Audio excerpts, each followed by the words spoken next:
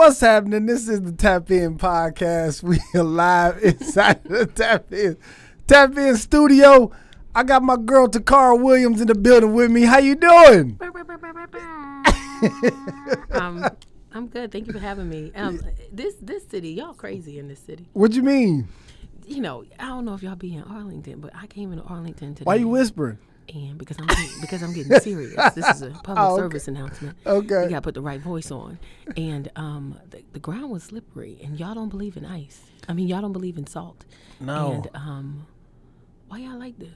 Listen, we don't get this much cold ever. Like it's like once, like sometimes it get 30, 40 maybe, but yeah, we ain't used to this. It's so bad they shut the city down because it's cold. Like, that's how crazy it is. Yeah. Kids ain't going to school. Like in New York, it got to reach like a -15 for them to shut the schools down. Negative. Snow got to be, at least 4 to 5 feet high. Then they shut the schools down and work. But y'all out here just 25 degrees. It's cold. Yeah. The kids got to stay home. This is anything below 30, we finna shut it down. The whole city. Mm-hmm. Y'all need to grow up. This city need to grow up and get your lives together. Listen, we had some little snowflakes probably like a week or two ago, and like everybody was happy, like, oh, it's snowing in Dallas. We was crunk. I was crunk until this ice came. And yeah, he was like, you know what? Yeah. Just imagine the governor, whoever run this. Listen, guys, we're going to call a warning in effect for the city. What happened? It's 25 degrees. Yes. So all the schools is closed. You ain't got to go to work. I don't know if you're going to get paid, but you don't have to go if you don't want to go. Yeah. And be careful on these roads. There's a lot of ice out there. Good luck, guys. Bye. Yeah, put on your big coat. Good luck. Good luck, guys. Bye. What's going on, man? How are you? I'm good. Life is all right now. I ain't got no complaints. Yeah, you out here doing it, like headlining your own shows and shit. Yeah, who'd have thought? I know, man. I would have thought it. I would have thought it. I remember what was that? It was like a little club in Hollywood that I think Bob Sumner was trying to like put it on. It was like in a restaurant, and then in the back it was like a little comedy spot. Sal's on Melrose. On Melrose. Sal's on Melrose. I remember that. I remember seeing you kill Sal's. Oh, that was a long time ago. I know. I was like, yeah, she gonna be the one. I be sitting down thinking when I talk to people and they always, go back and reminisce. It was such a long time ago. Yeah. Yeah, I wish I had the confidence then that I have now. Why? You had it. I didn't have it then. You put it on like you had it. Well, yeah, it's about the look. Cali, you got to look like you're doing it before you actually doing it. That was a long time ago. I know, man. I know. You done been on TV a gang of times since then and shit. You did what? Kevin Hart's Next Level. And what else? What else have you done? All right, so the first thing I did when I got to California, I think I wasn't even out there for a year, and I did Stand Up and Deliver on Nuvo TV. Okay. That was a long time ago. And then I did a 30-minute comedy routine on comedy special on Kevin Hart's The Next Level, and that was on. I think it aired on Comedy Central in like August of 2019. And then after that, I started doing like all of the Montreal Comedy Fests. I became a regular. I'm like an alumni now. How was Montreal? It was dope. Because I know, like, I always hear a bunch of people talking about that the Canadians out there don't really understand. They do. They do? Mm-hmm. The language or the slang? It's you. It's you, because they laughed at me. Oh, okay. And it's weird when you do Montreal Comedy Fest, because when you do Just for Laughs, because the first time I did it, I also did this thing called Kevin Hart's LOL. And when I first got booked to do it, Laugh Out Loud, I was so excited. I was like, I'm going to Montreal just for laughs. That's how they push it, right? So I get out there and they got all the comedians doing LOL in one hotel. And at that time, I thought that was it. Like, that was the thing. LOL was it. It was all about Kevin Hart. And, I'm there for 3 days. And, as I'm there for 3 days, I filmed the day before I was leaving. And that first night there, I'm excited. I'm like, we on LOL with Kevin Hart, And we started going to the parties. We did like a Netflix party, HBO party. And I'm like, who are all these people? Right. And they're like, oh, they're the people here doing Montreal Just for Laughs Festival. I'm like, but we doing Montreal Just for Laughs Festival. And they're like, no, we doing Kevin Hart's LOL. But it's not the same as this festival. And I started doing research, and I was like, oh, there's a whole nother side of this. That they were doing almost 100 shows a day. For the Montreal Just for Laughs? And I'm doing one. And it's over 100. I'm talking thousands and thousands of comedians performing, and I'm doing one. And I was for like, 3 days, and you was out there for 3 days? And I was like, that year, I was like, I'm gonna come back next year and do all of it. And then the next year, I came back, and I did all of it. All the shows. I got on the ones that made sense. I did New Faces, which is really big. It's one of the big comedy things in the world is New Faces. Every year, everybody looks for new faces. I did the Roast Battle. Oh, okay. Which I did not want to do, but they signed me up to do it, and I got to like the third round. I made it to the finals. I don't even know how. That's that New York in you. You know what it was? I was like, I don't want to be here, and the audience was like, whoa, send it to the next round. And then the next round, I was like, why y'all doing that? I don't want to be here. Whoa, get it to the next round. Like, they didn't even, I don't want to do this. And then the last round, I was like, y'all, I didn't even say nothing. I didn't even say my joke. They rooted. I'm on the next round. The crowd just loved me. Who was you battling, though? Do you remember? I don't remember who my first round was, but my second round was CP. Okay. And then the third round was he was like the champion. He always wins. I don't remember his name. Some British dude. And he won, but he wins all the time. He wears a suit. Yeah. I know you're talking about. I see his face, but I don't remember his name. Yeah. He real funny looking dude. He won, which is fine because I didn't want to be there. And then a couple days later, they moved me over to the Better Hotel, and then I did Anthony Anderson's gala. What was that? It was just like a lot of the bigger name comedians get galas. And what it is, it's a theater that holds 5,000 people. And every night, a big name comedian gets to host a comedy show there. So Dave Chappelle had a gala. Kevin Hart had a gala. I think Wanda Sykes had her gala. Then Anthony Anderson had his gala. And they put me on his last minute. And they were like, so you're going to do Anthony Anderson's gala? You can't tell anybody. And I was like, what? But I'm in New Faces. And they was like, I know, but the producers think you'll be fine. And I was the hit of his gala. That's dope. And that was it. And then I became Montreal Just for Laughs alumni. And, I just been working. That's talk about the grind, because I know a lot of people will be like, she just came out of nowhere. No. Like, she just overnight success. Like, because I remember you putting in, like, work, like going... I remember you used to, I used just to see you at every little club, and I'd be like, she everywhere. I know. But that's part of the grind. People, the funny thing is that I learned that you don't have to do that. What you mean? Like people have this idea that in order to get on, you got to be everywhere all the time.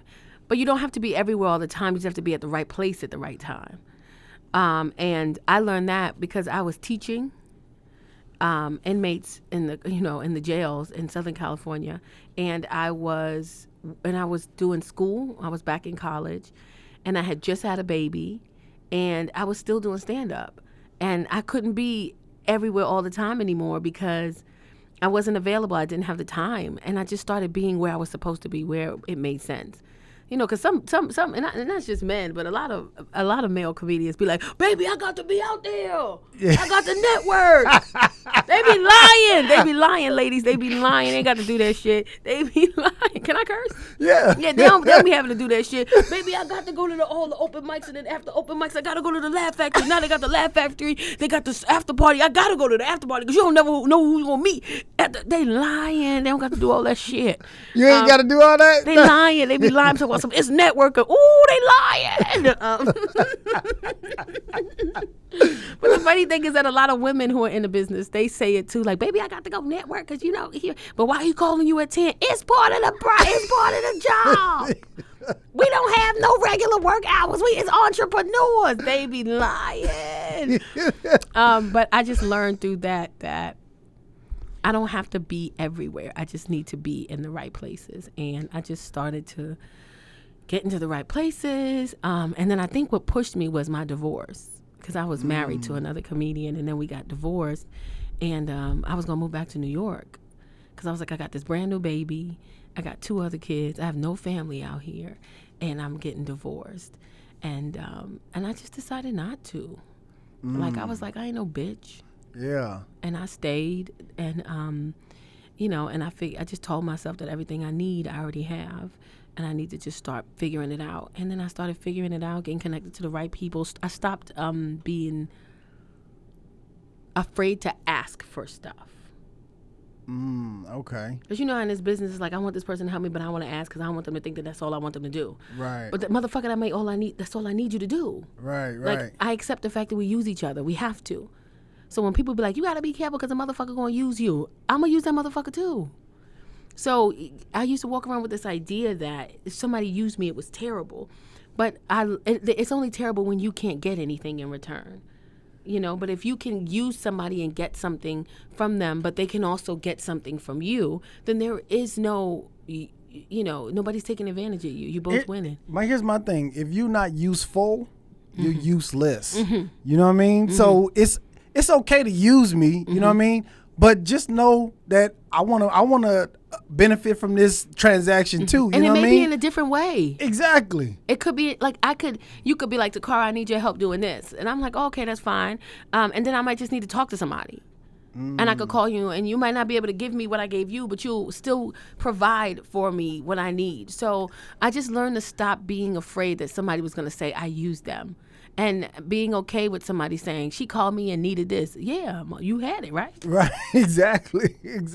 Thank you. Yeah, especially in the comedy world, because it be small shit that we need. Like, hey, man, let me just get 5 minutes. You know what I'm saying? Like, I'm going to be in this city. Can I just get on? Can I get do a guest spot? It'd be like little bitty shit. But it also be like, how'd you get on there? Can you plug me? Yeah. And they don't want to plug. Yeah. But yeah, here's what I found out, too. Sometimes a lot of people, when you tell them to plug, they overuse the plug. You know what I mean? Sometimes I found out that I can't tell everybody my plug because they gonna abuse the shit out of it. And some people are just takers. You know what I mean? But you abusing the plug don't, to me, like I got, like when I did Just for Laughs, New Faces, and I did so great that the next year the producer called me and said, who can you recommend? And I said, what do you mean? He said, you know, just give us 10 people. And I was like, what's going to happen? He was like, we're going to slide them, you know, we're going to audition them. We need 10 more people, really funny people. And I said, okay. And I contact everybody I knew. And I was like, hey, send your clips. They're looking for more people, for me to refer more people. Just see what, you know, you would be perfect for this. And some people they didn't even send their shit in. I was so mad. They called me back and was like, did you send it to people? And I'm like, yeah. And he was like, we only got 3 people who contacted us back with their clips. And I was like, I felt like Denzel in Training Day. You bitch made motherfucker. Like, y'all gonna do this to me? Like, I was so mad that this is an opportunity of a lifetime. And I'm pushing you in, and you're not even gonna send them a 2-minute clip. And then some people do overuse your plug, but that don't have nothing to do with you. Yeah, I feel like it's an extension of me, especially if I give them the plug, like, because I always want to plug the right people in. So if I got a contact over here and I know all I got to do is just connect them and they right for that, I'm definitely plugging them. I always ask the plug if it's okay. Yeah. If the plug say it's okay, you could get that motherfucker my number, and I give him your number and he harass you. You told me it was cool. Yeah. I ain't just give it to him. I asked you, you said yes. I gave it to him. He's stalking you. Now that's out of your hands. You could have said no. Yeah, that's out of your hands. So, but and I just started asking people for stuff. I just started asking to get on more shows. I started asking, how did you do that? Who helped you with that? And, some people gave me a lot of pushback about it. But then there were people who helped me. And then I just learned to it's just like whatever you want, you can have it. But you got to put the work behind it. And I just started putting the work behind it. Yeah. And here's the thing, too. One, you're funny, right? That's always number one in the comedy game. Right. And you're an attractive woman. So I mean, like, let's not play ourselves. Like, this ain't gonna work for everybody. You know what I'm saying? This ain't gonna work for everybody. You gotta be funny, And even if you're not attractive, if you funny, it'll go good for you. You know what I mean? Especially if you start asking for help. You know what I mean? It'll go good for you. But not everybody. And people get mad at that. Why? Like, they only help you because you're a female and you look good. Yeah. Okay, but I'm going to use, why would I not? This is what I have. And I'm not saying that that's what I use. I'm saying if that's somebody's reason. I didn't go in there with the intention of with some little shorts on and some heels. Like, hey, you think you can help me today? I didn't go in there like that. I went in there myself, and they saw something else. So it doesn't have anything to do with me, what their expectations are, what they think. I'm just going in there asking for some type of assistance or help to get, further in the game. But if you are a good-looking woman, it does help, mainly because the game is predominantly run by men. Right. So. You got to use what you got to get where you want to be, I guess. I don't know. And they can put you in play, but you got to do the work to stay there. Thank you. You know what I mean? If you ain't, if they put you in position and you ain't bringing it, then niggas gonna be like, ugh. And that was one of the big things was, I fell into like a really close friendship with somebody that was, really has a really big name in stand up. And everybody was like, he only getting her that, she's sleeping with him and she this and she that. And I'm like, sometimes we just really, really funny. Who? Just like a woman. I'm saying, who was the person you came in contact with? I don't want to put their name on here. What? I don't want to put his name on here, but when I got like really cool with him and he just started getting me gigs, he's like one of my best friends. He's like my mentor almost now. And it's Pookie. Oh, okay. Chocolate Sundays. He became like my mentor, and when I started working with him, everybody had these like, she fucking him, she's sleeping with him, and he told me, he said, when I start working with you, this is what people gonna say. And I said, why? And he said, because you're a good-looking woman, you're funny, and I'm a man in a high position, and they're gonna automatically say that. And I was like, well, I don't want people to say that about me because that's not what I do. And he said, but it don't matter because they're gonna say it anyway. Unless you don't want to work with me. If you do, he's like, you're one of the funniest females I've seen in a long time, and you are diverse. So you went to Canada and did amazing and got a standing O in Canada. And then you can go to, this bikers event in Los Angeles, with the hood, and you could kill in the hood. But then you could do primetime television. So he said, you have that diversity that the stand-up comedy world needs right now. And I want to push you, but you have to understand what's going to come along with that. And people are going to talk. And I was like, well, what do I do? And he said, just be funny. He said, that'll kill anything, any ideas that anybody have, any perspective that they think that they have or whatever they think that they know. If you are undeniably, just make it to where your talent can't be denied. Because there's nothing worse than a woman getting an opportunity and she bombs at it. Then everybody's like, oh, she must be fucking somebody to get that position. But when you get that position and you do what you're supposed to do with it, people second guess other things. So that was the best advice I'd ever gotten in my life was just be funny. Don't worry about nothing else. People gonna say you sexing me. People gonna say you sexing him. People gonna say you sexing him. Somebody gonna say you fucking her.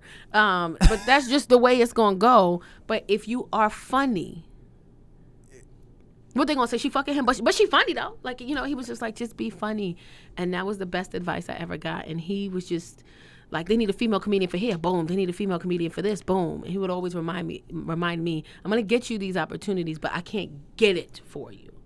Yeah. He would get it. He would push me, other people. There's so many other comedians this man would just throw bones to just because he could. And some of us did great in those moments, and some of us didn't. And he would always just be like, I'm just putting you in front of the water. I can't make you drink it. So. Shout out to Pookie, man. Pookie put me on my first TV show. Chocolate Sundays. That's the first time I met him too. Chocolate Sundays? Yeah. Really? Yeah. For the show on Showtime? Or? Pookie be bullshitting. Yeah. He be bullshitting with Chocolate Sundays. When I was first supposed to do Chocolate Sundays, I had just moved to LA, and I had a mutual friend, somebody that knew Pookie was in the industry. And he contacted Pookie and said, yo, this is female comedian. She's dope. She's funny. She's beautiful. She needs to be on Chocolate Sundays. He was like, cool, give him my number. Give me his number. I'll text Pookie for 2 fucking years. Pookie like, this Sunday. We got to talk. We got to do this. Nothing, right? Then he tells me, you got to send out an email and get a date. At the time, it was Caduce. who was running. Yeah. So I sent out the email. Nobody respond. I talked to Ben. Nobody respond. Finally get a date. I show up for my date. I get bumped. It took me 9 months to get that goddamn date. Dang. Bumped. Never booked me back for it again. I went back, did it again, got another date. I get to the next day. Bumped. Because the big name comedians walk in. Right. Off the show. Yeah. So now I actually go to a chocolate Sundays. Mind you, I'm teaching. And I took the Sunday. I was like, I'm going to just go and leave a little early because I got to go to work in the morning. And Pookie's there, sitting right there, right? So I walk up to him and I said, hey, Pookie. He goes, hey, I know who you are. I said, yeah. Anyway, I'm supposed to be getting up here twice. And I haven't gotten up there. And I don't know what's happening. I've done everything the way you suggested, the way everybody says. And I keep getting bumped. So he said, well, I'm going to tell Lonnie to put you on next Sunday. I said, you sure? He said, yes, I got you. I said, cool. Next Sunday come, I show up. Lonnie don't know shit. She's like, I don't know. He didn't say anything to me. I'm calling him. He not answering. She calling him. He not answering. She's like, I can't put you up unless he tells me it's okay. I'm like, oh, y'all trying to play me. Okay. So then I hit him up like 2 days later. He finally responds.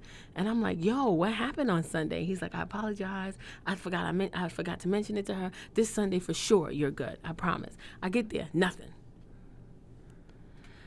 I went home so mad, Donte. I went home and I text that man and I said, listen, when I first moved to California, Chocolate Sundays was all the rave.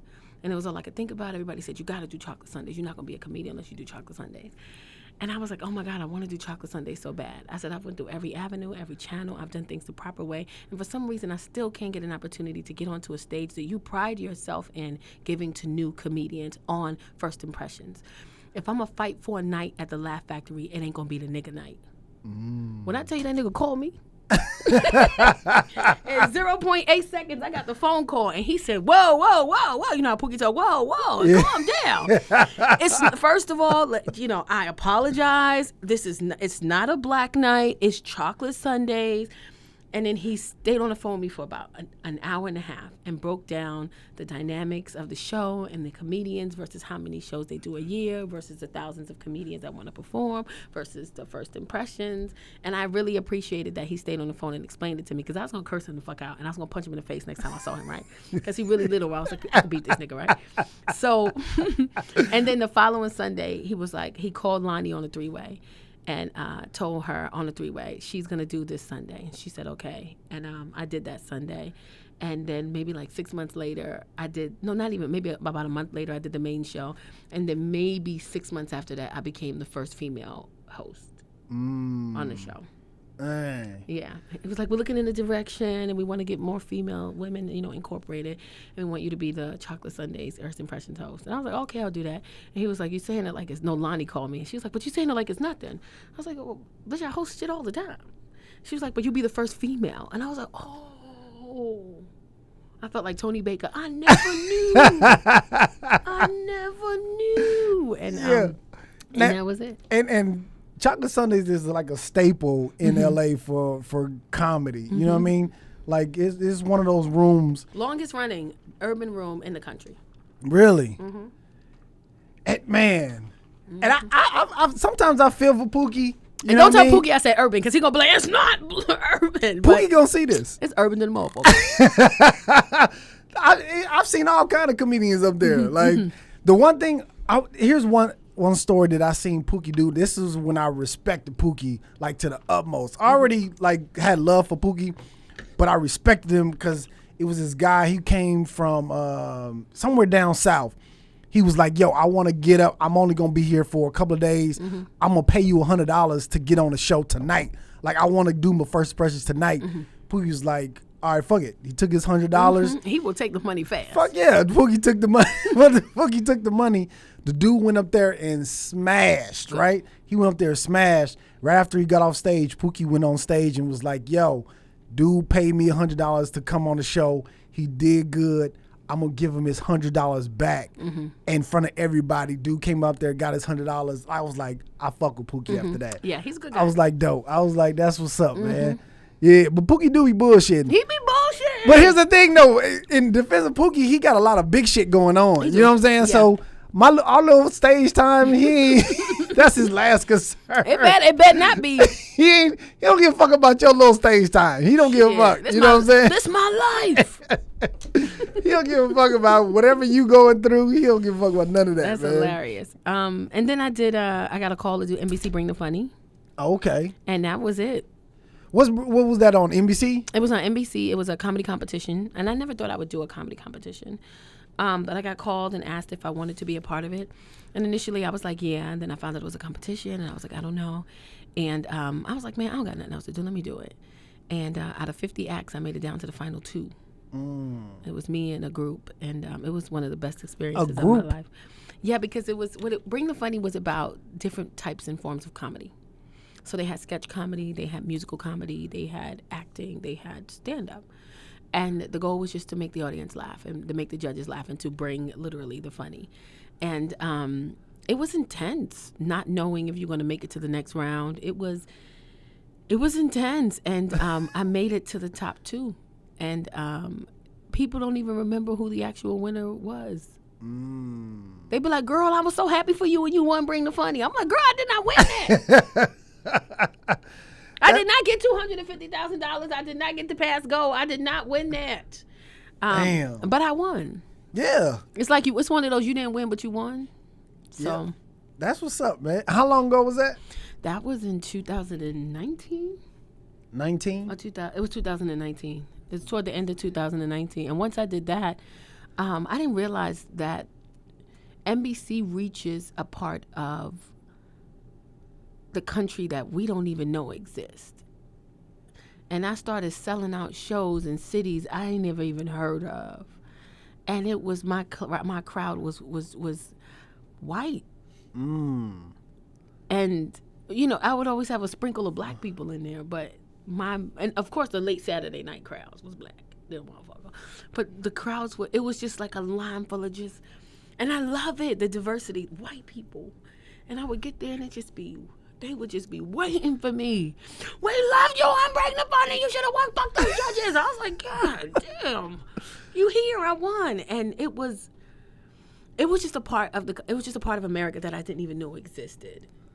And I was a household name. That's dope. That's all you want. Yeah. That's all you want. Earthquake said all you got to do is be one of the top 52 comedians in the country. Because every week you get to work at a comedy club. All you got to be is the top 52. You ain't got to be the number 1. Just be the top 52, and you can make a career out of this. It blows. It's overwhelming and humbling when even we sold out shows on Valentine's Day weekend during the middle of a pandemic. So it always blows my mind when I get on stage and I'm just like, y'all came to see me? And that's that. I you know, brush my teeth today. Well, that's something different. That's you came to see me. They got a plastic shield for that. You came to see me. White lady. I know you hear me, bitch. You came to see me. Who that? Your husband? Oh, my bad. Oh, sorry. I thought it was your husband. So it makes it so humbling. I'm getting nervous now just that people want to see me. It's crazy. And I'm just regular. Like, my daughter got to start school at 9. I be waking her up at 8:55 and shit. And the bacon don't be ready. Like, I ain't mop my floor in the whole week. Like, I'm just such a regular, chill person that even when I hang out with my girlfriend, Naya, we be out sometimes and somebody will stare at me and I got attitude. I'm like, fuck this bitch looking at. And she like, bitch, people know you, right? I'm like, oh shit, I forgot all about that. Hey, girl. Yeah. So, once I did NBC Bring the Funny, that was it. Dang. That was it, and it just took off, and I've just been trying to keep a hold of it. Even in the pandemic, I was working. Damn. Filming commercials, I was still figuring it out. So I'm grateful, but I just be telling people, stay your course, man. Don't get distracted, because people crazy. Yeah. And just focus, and it'll come to you, and everything that's happening, because you know how sometimes crazy stuff happen to you, and you be questioning like, why the fuck this happening to me? And it's a lesson in there somewhere in the bullshit. You supposed to learn something, so go ahead and learn that so you can move to the next level. And that's just what it's been for me. It's just been that, just still trying to just accept who you are and what you are, and just continue on the journey, because I'm nowhere near where I want to be. What does it look like? Where's where you want to be look like? I can't talk about it too much, but I'm working on a show right now, for a network show that I wrote, just about me and my life, and I'm working in, just some of the things that I went through. I became really, really, really good friends with Chelsea Handler. She's such an amazing person. I was touring with her, and this is when you got to be humble. Her people hit up my agent and was like, we want Tacarra to tour with us, and my agent was like, she's on her own tour, and they were like, yeah, but we want her with Chelsea. And my agent was like, well, we have to see what it looks like, because she's on her, why would she tour? Why would she feature for somebody else when she can headline across the country by her, on her own show?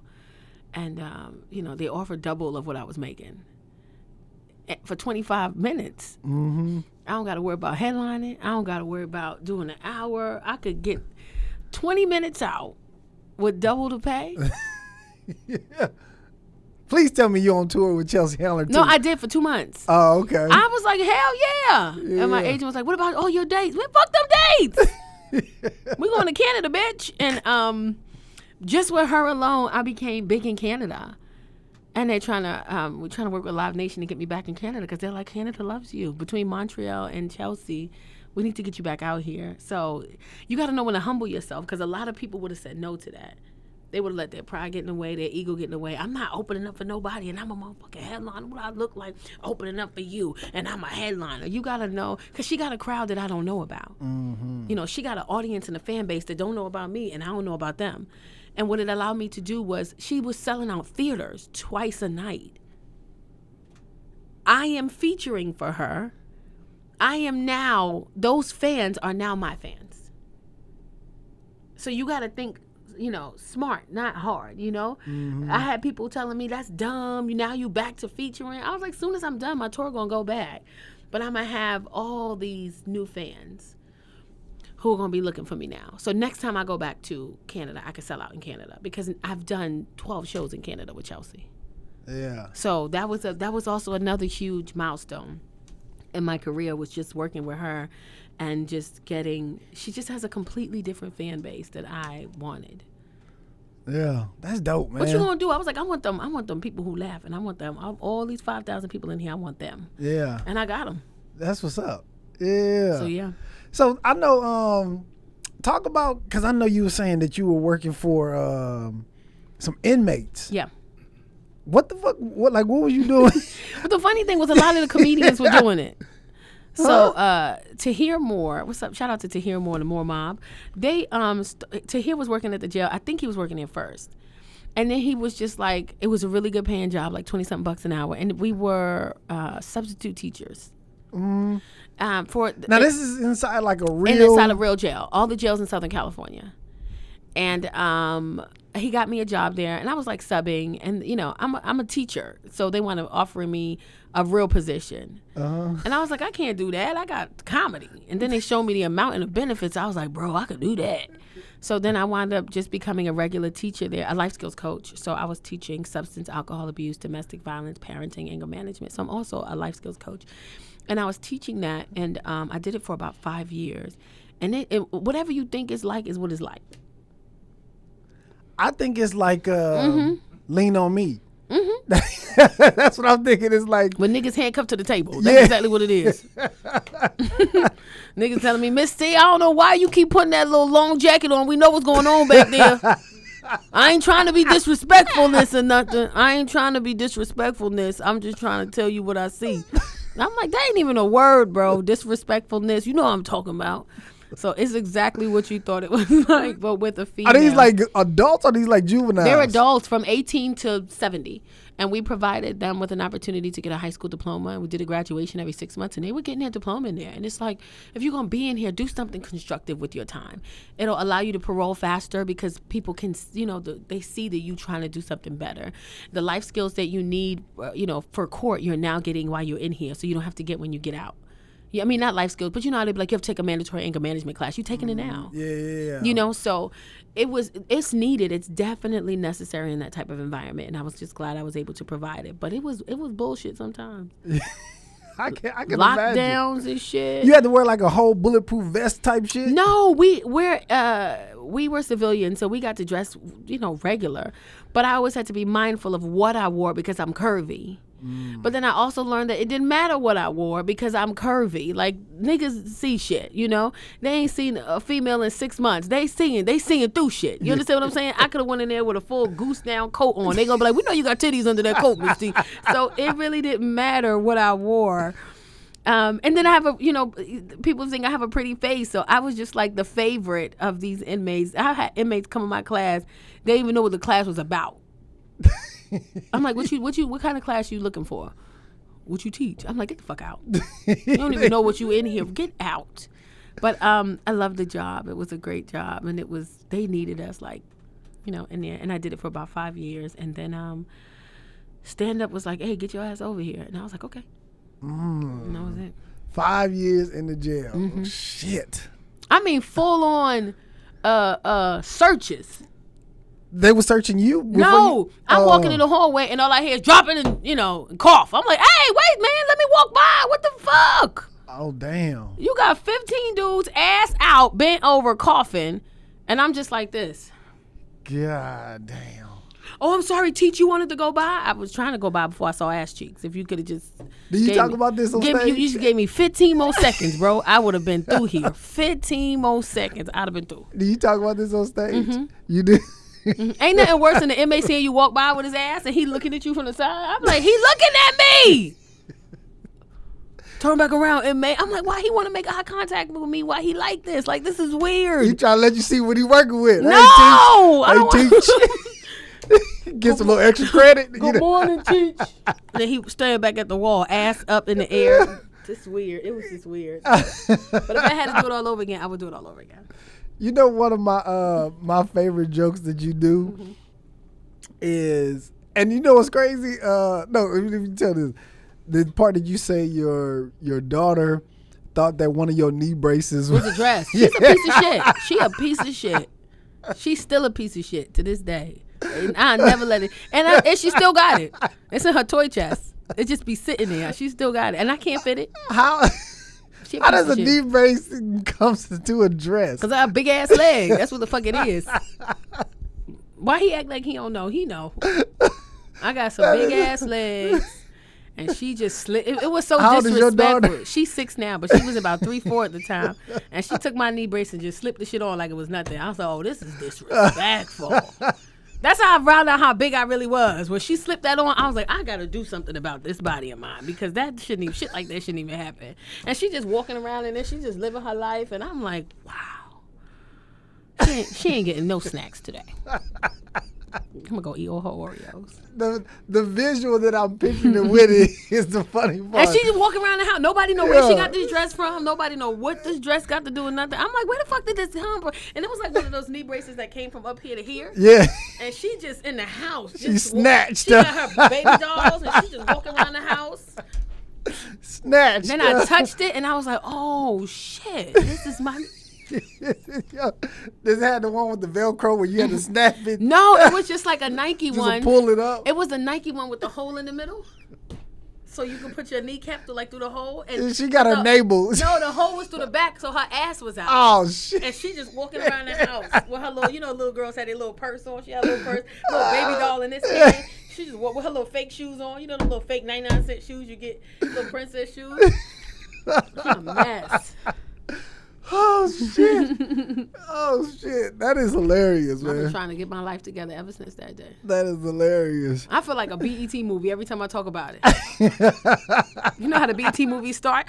Yeah. And this is how it all started. And then it go back to when I first hurt my knee. Oh shit! Yeah. Oh man. So here's what I want to talk about because you mentioned it earlier, and I know firsthand, like, it could be some bullshit. Yeah. Dating a comedian. Oh, boy. Listen. That's bullshit. No, this is what I tell you. It could be some bullshit. But it could work. It could work. I know people that are married that are comedians, and they've been together for a long time, and it's working.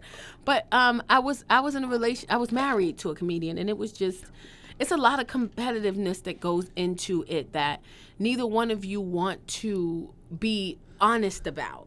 Because at the end of the day, we're still who we are.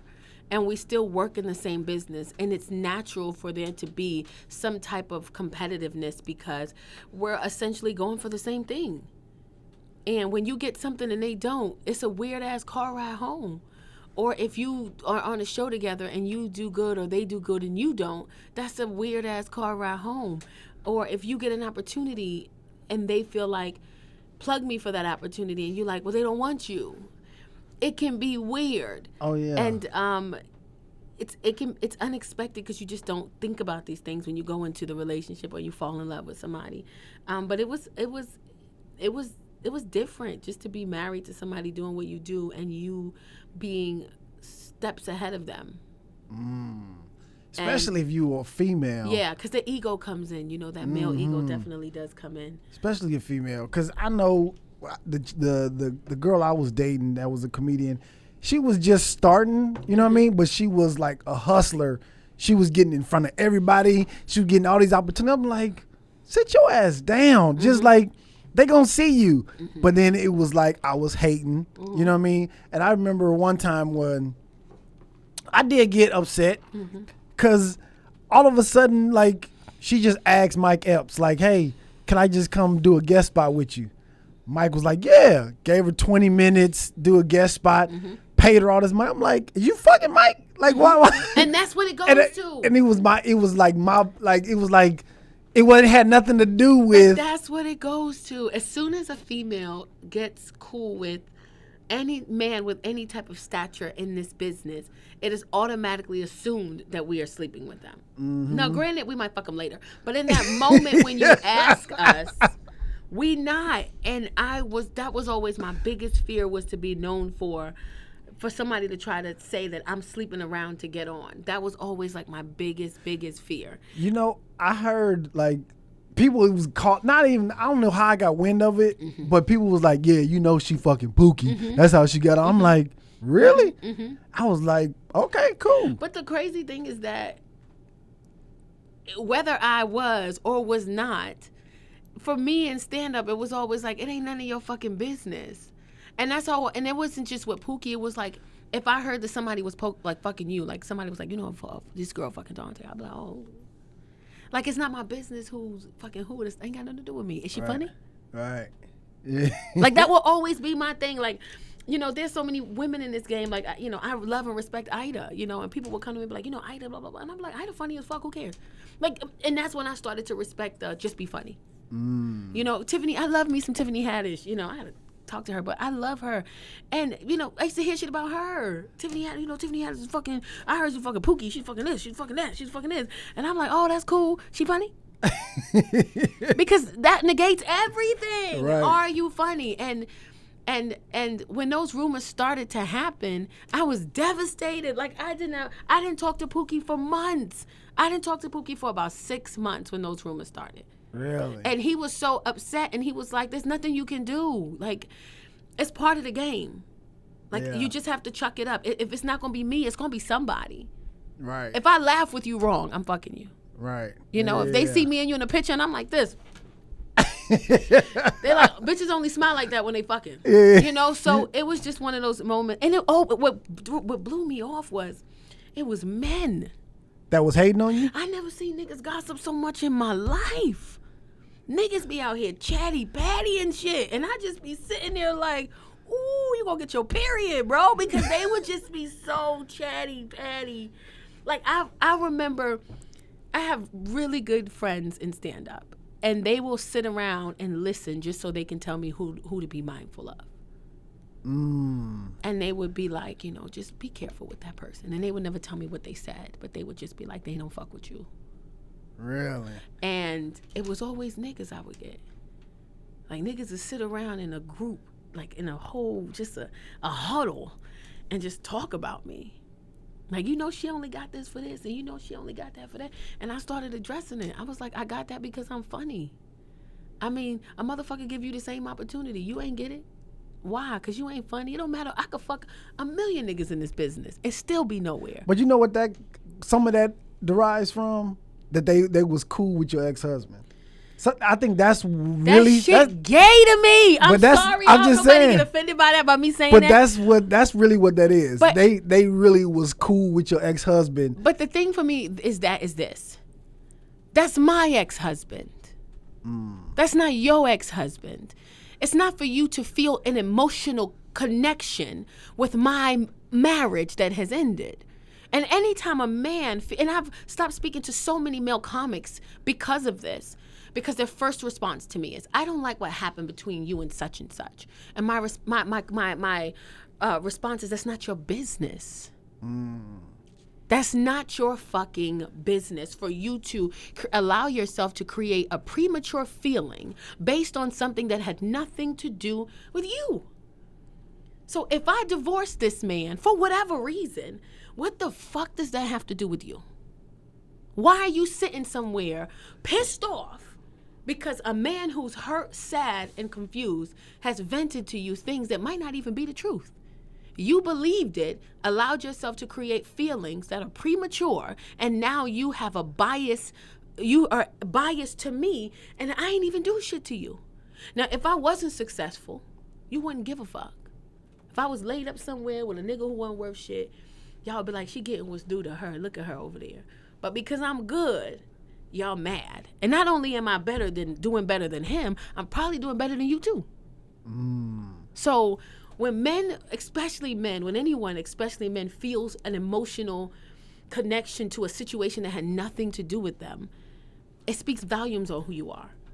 Because if I'm cool with you, and the person that you're in a relationship, your girlfriend, wife, and y'all disconnect for whatever reason, I'm adult enough to still fuck with both of y'all, because she gonna have her side and you gonna have your side, and neither one of those sides got shit to do with me. So when I was hearing all this stuff, and I even had a comedian walk up to me and was like, that shit you did was fucked up. And I was like, what are you talking about? To my boy, you went out, I heard you was fucking son. You heard. Okay. So you heard I was dealing with such and such, yeah. And I just don't like the fact that you did that to him. I was like, you fucking him? And he said, what? I said, because that's an emotion. Like, only time somebody feel like that is if you fucking them. If you're not fucking them, then why you care what I'm doing with my pussy? You understand how crazy that sounds? Yeah. Why does a grown man care what another grown man's ex-wife is doing with her pussy? I ain't never tried to fuck you. You know what it is? It's weird to me. It is weird, but it's weird. You're thinking about it now. You're like, you know what? Maybe I did some of this shit. Yeah, before. I did. I know I did. But here's the thing, because I think a lot of men, like when we see some shit go down like that, we always draw from our own experience. You know what I'm saying? Maybe we got played by a chick, or we got dumped by a chick, or a chick started fucking with somebody else. So we harbor those feelings. Then we be like, yeah, that's fucked up. You did that. But like, nigga, that ain't got nothing to do with you. But the reality of it is, you don't know why.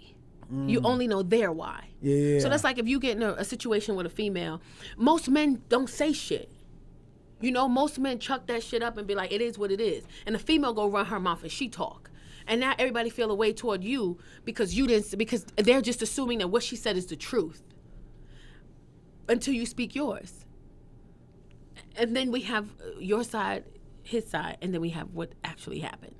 So in that situation, somebody got really emotional and they start calling people, telling people all these things. And of course, everybody just assumed it was true.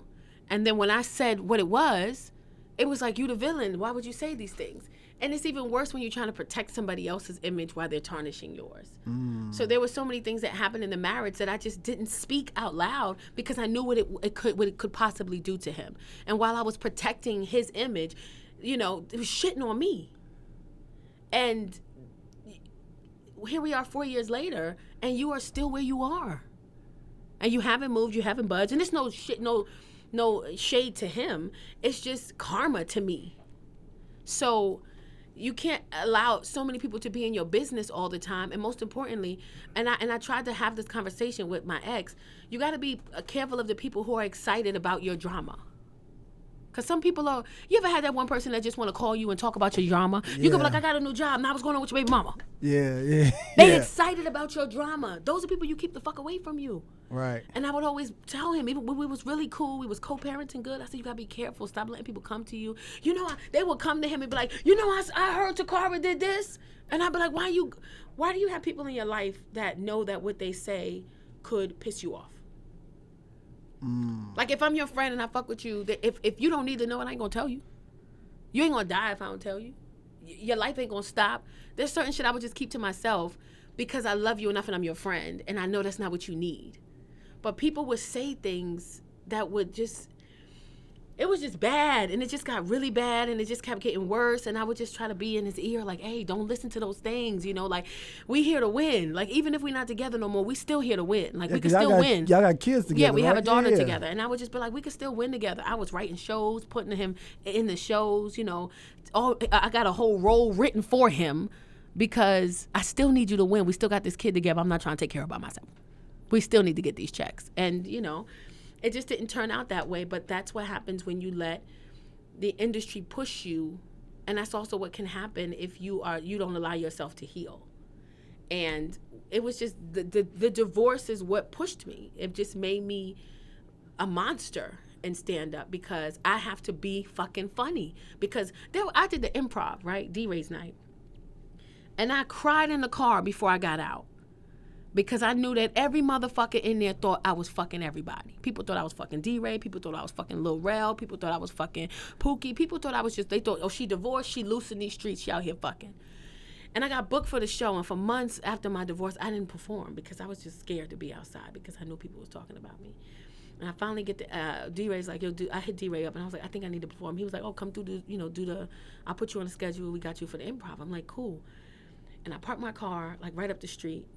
And I'm crying in the car. I don't want to get out the car because I know I already passed the improv. I see niggas standing in the front. You know, I'm already like, I know as soon as I walk in, they're going to fake say what's up and they're going to talk shit to me when I walk by. So I get out the car. I wipe my tears. I go into the improv. I hit D-Ray. I'm like, when I'm going on, he like, you next. I was like, okay, I'm coming in now. I go in, go straight to the stage. Murder. You know, standing fucking bitches is like, yes, bitch, fuck these niggas, man. Yeah, yeah, we shit too. I was talking about, you know, how women shit. Like, so fucking white. Get over it. We'll die. If we don't, you want me to die or you want me to shit? Which one? And as soon as I did great, I got my purse and I went right back out. And I got in my car and I cried again. And then I drove home. And I did that for about 8 months of going in, killing, going out crying. Because I just couldn't understand how these were the rumors, and I have fought so hard for those not to be the fucking rumors. And I just remember, even though I wasn't talking to Pookie at the time, he was just like, I always remember him saying, just be fucking funny. Be undeniably fucking funny. Fuck them. Fuck what they gonna say. You have to. It's imperative that you are funny. Because when those people that are talking about you, they also gonna come see if you do good. They gonna shut the fuck up and stand in unison and watch you perform. And all they need to see is a funny motherfucker up there. And when you done, you fucking leave. And I did that for months. And then finally I was like, man, fuck these niggas. And I would go up there, kill, and drink my Jack and Coke and sit at the bar. Sean niggas said, what's up, T? Don't talk to me. Talk about me, bitch ass. And it just created a monster that just... I started focusing less on everybody else and more on myself. Mm-hmm. And that made me horn in on... People were stealing my jokes, and people was like, this person did this joke, ain't that yours? I was like, I got more. Like, I don't give a fuck. Like, it forces you to be more creative. And, yeah, I'm glad you said everybody was... Like, people was getting called in different cities. Like, niggas would call me and be like, yo, I got a phone call from such and such telling me you was fucking such and such. I'm like, why you call me with this is gay? Like, why you call me with this? I'm just telling you that that's what's happening. Like, somebody is running around calling everybody, telling everybody this. And I would also be like, you know, I'm also going through a divorce. People also hurt. And that's okay. And, you know, and talent speaks for itself. You know, we 4 years later, and I'm okay. You know, I'm all right. I'm figuring life out. You know, I got these amazing kids at home who I want to punch in the throat. And they want to fight me back. And it just is what it is, you know? Yeah. People gonna talk regardless of whether you're doing good or bad. Somebody gonna say something. Let them talk about you good then. You know what I mean? What you gonna say? She not cute? Yeah. What you gonna say? She ain't funny? Yeah. What? Oh, I heard she was fucking such and such. Okay, and what else? Like there's nothing else. You just gotta make sure that there's nothing else. He gave her that opportunity and she didn't get it because she only got it because she was fucking him. It's like he gave her that opportunity. And this is the thing: if you got somebody in your life that can do that for you, they supposed to. I hate when it's such a. Not a pet peeve. It bothers me that if she decides to get with a motherfucker that can do something, like she just started her own brand, right? What's your name? Jazz. Jazz just started her own shirt, right? Like she got her own brand, right? What's the name of the Jazz? The Swartz Shop. The Swartz Shop. The Swartz Shop, right? Yeah. Now say she started talking to a dude who owned a printing company. And his best friend owned a promoting company.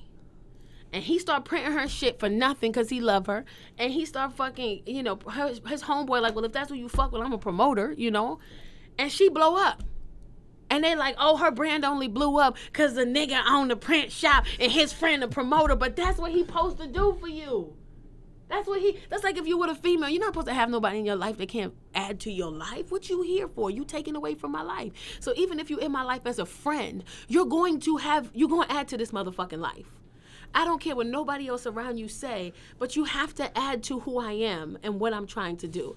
And if me being friends with Pookie, I think it intimidated a lot of people because I am talented, because I am decent, nice to look at, because that is what that quality is for entertainment. We want a female comedian who's black, because that's what they're looking for, and who's actually fucking funny and not nigga, hood, ghetto. You ever had food stamps before funny, but that funny that can transcend across the board.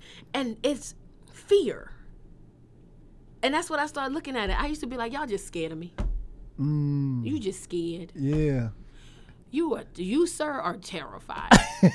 And that's just what it became. And I started to stop feeling bad about people who could do something for me. People who could, if Pookie gonna be in my life, whether it's Pookie or anybody gonna be in my life, even my boyfriend now, you gotta do something, bro. What are you doing for me? Right. And what am I doing for you? Right. And I am an emotional wreck the majority of the time. I'm a fucking, when I tell you I be ready to cry, girl, when I tell you I be ready, I be like, oh my God, look at that bird. It's frozen. I'm crying. Like, this bird knew not to be outside. Ready to cry. And that's what he provides for me is emotional and mental stability. Now, on other subjects, I'm going to knock this motherfucker up against the wall. But I provide for him something, too. So anybody that's in your life, not just a spouse, I tell my tour manager, Raheem, we talk about this. Anybody that's in your life, they got to add to your life. And even if you're my friend, Pookie's my friend, he's my fucking mentor. When I tell you I love that man has put me in positions and just been like, there's this thing that's happening. I'm going to plug you, but I need you to go in there and kill. And I'll be like, okay. When I shot my special, I was up first, the easy slot. He took me the fuck off first. I said, why would you take me on first?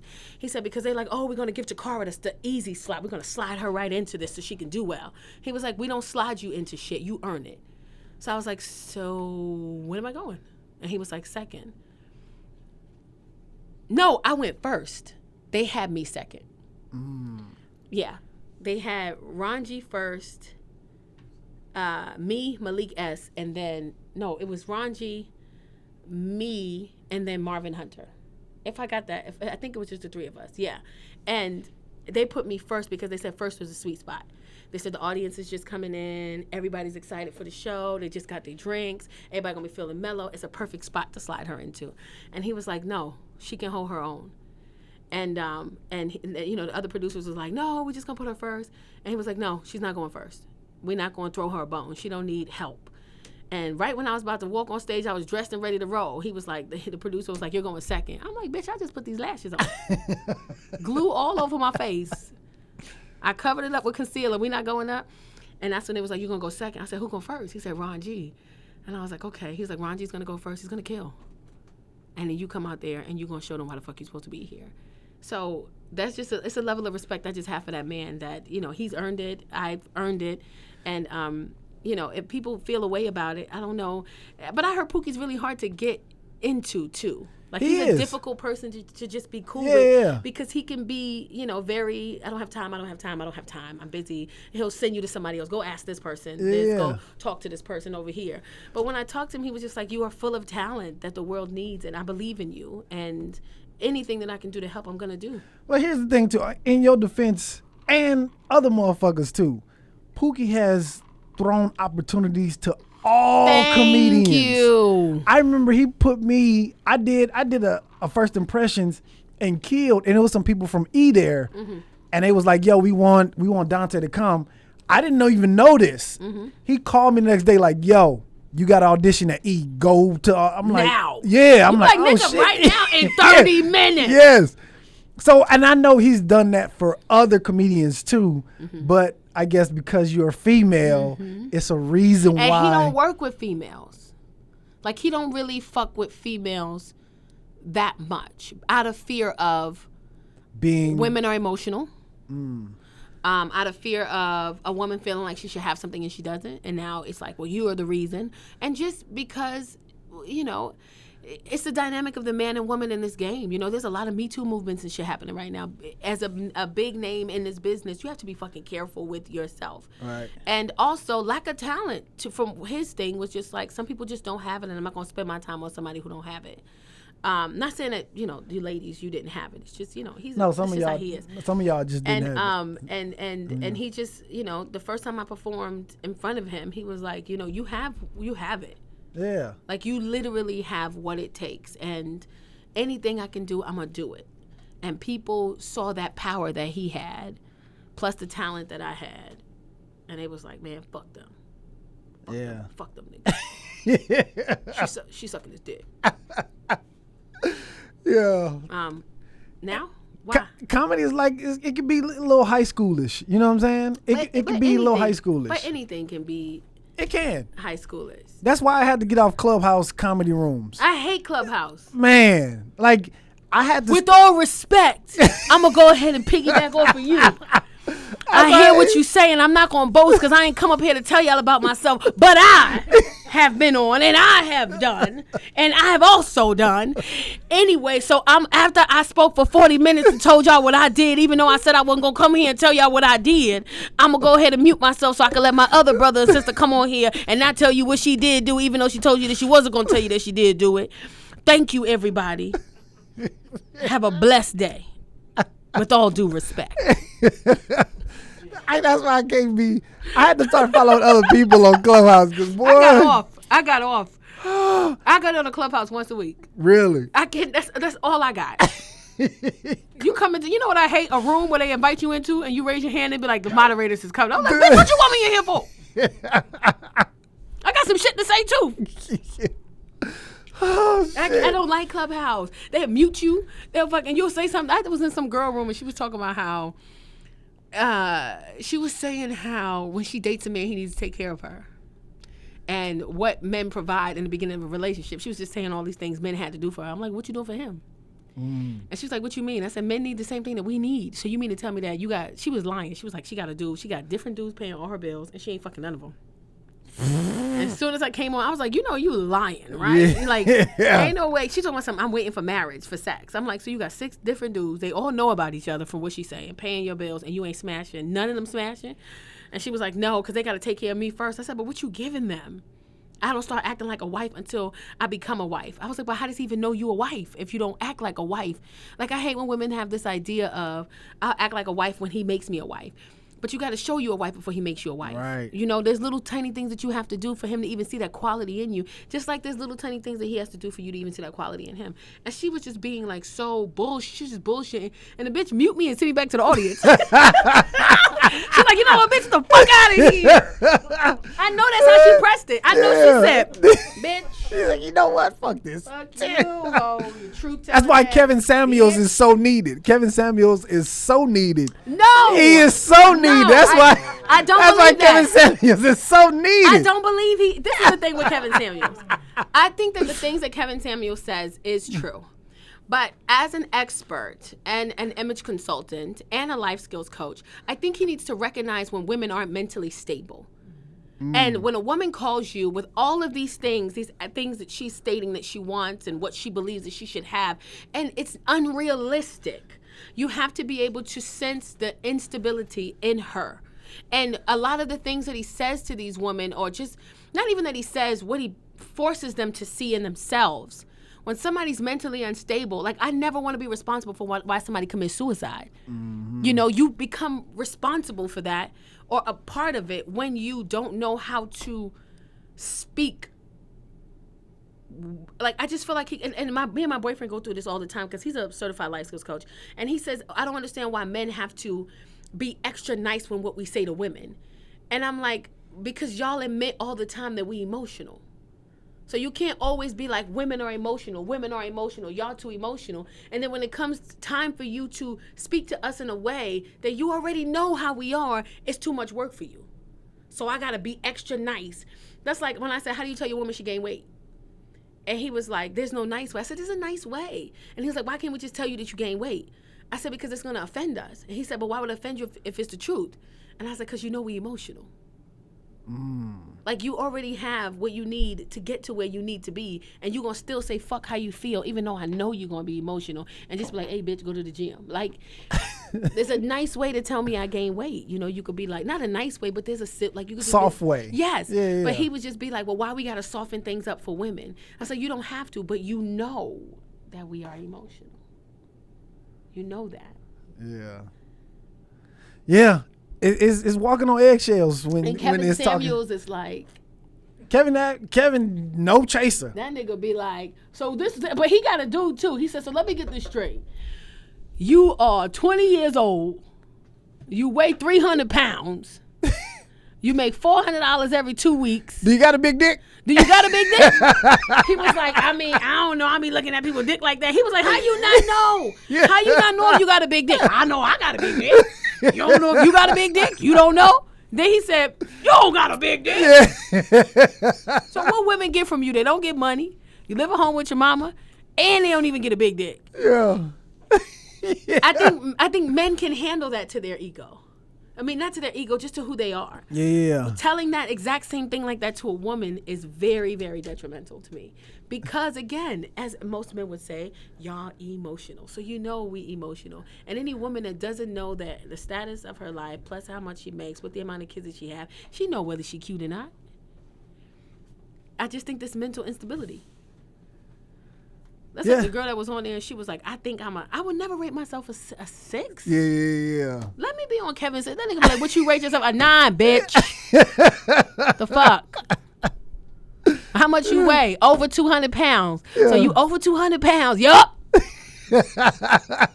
And you got 3 kids. Yup. And you make 6. Yup. And you rate yourself a 9.5, bitch, since you want to be funny. And a half. The fuck?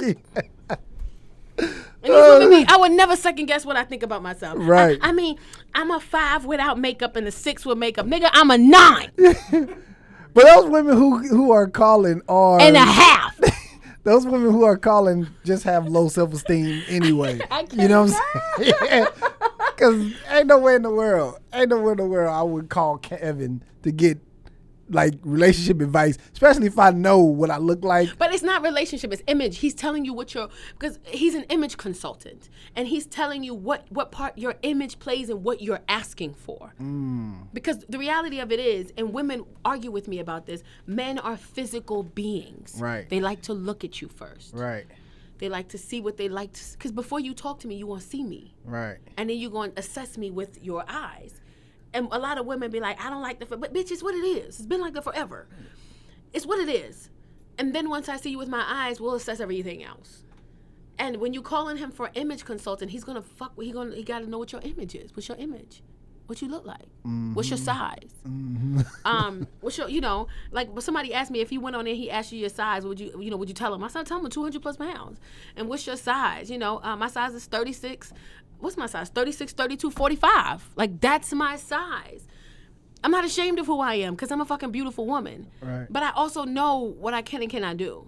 And a lot of these women are just unrealistic. And I think when you're that unrealistic, it's because you are mentally unstable. Yeah.